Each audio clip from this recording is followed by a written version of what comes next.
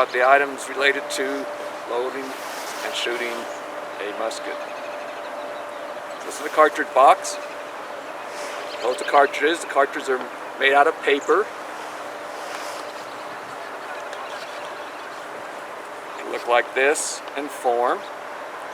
The bottom part there would be a bullet, and the upper part would be the gunpowder. There are actually two paper cylinders here, one to hold the bullet and one to hold the gunpowder. This is a blank charge, so it's a little shorter than a live charge, which would also have a bullet inside of it.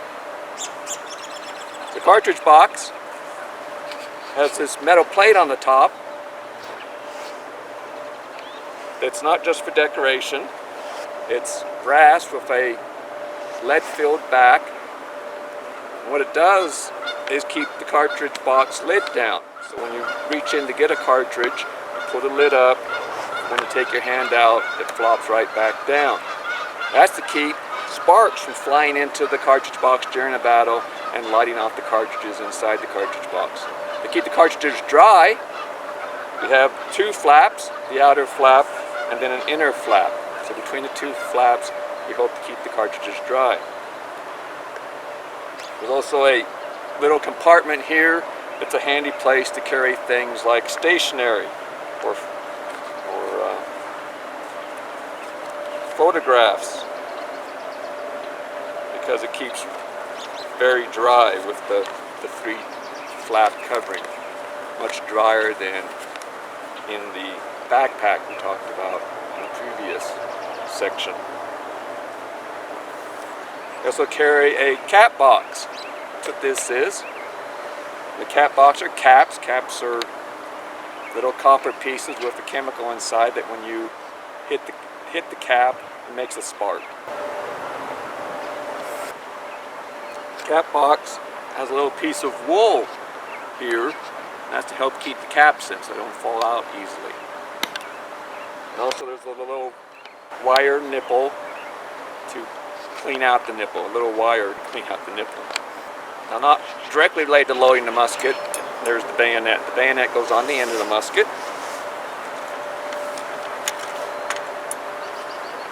Like this.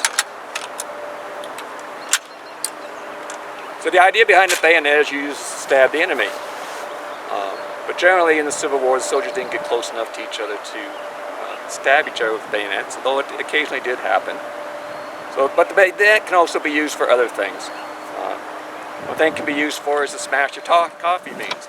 You're given coffee beans, green coffee beans, they need to be roasted and they need to be crushed. So you can use the bayonet on a surface and crush the beans with it.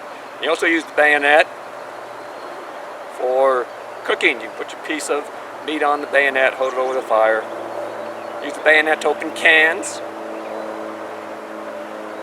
Stick the bayonet in a can, you can use it to open cans. Now, canned food was an issue to the soldiers. They could get it from what was commonly called a sutler, a merchant who sold to the soldiers. Bayonets can also be used for digging tools, and they would build entrenchments. So the process in firing the musket is you reach into the cartridge box, take out a cartridge. Looks like this. The bullet that I mentioned earlier looks like this. It's cone shaped with a hollow base.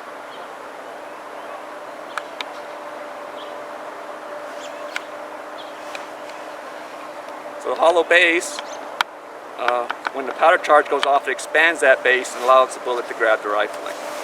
So these are rifled muskets.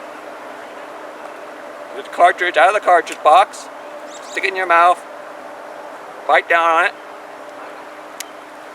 tear the paper, and expose the gunpowder. Pour the gunpowder down the barrel.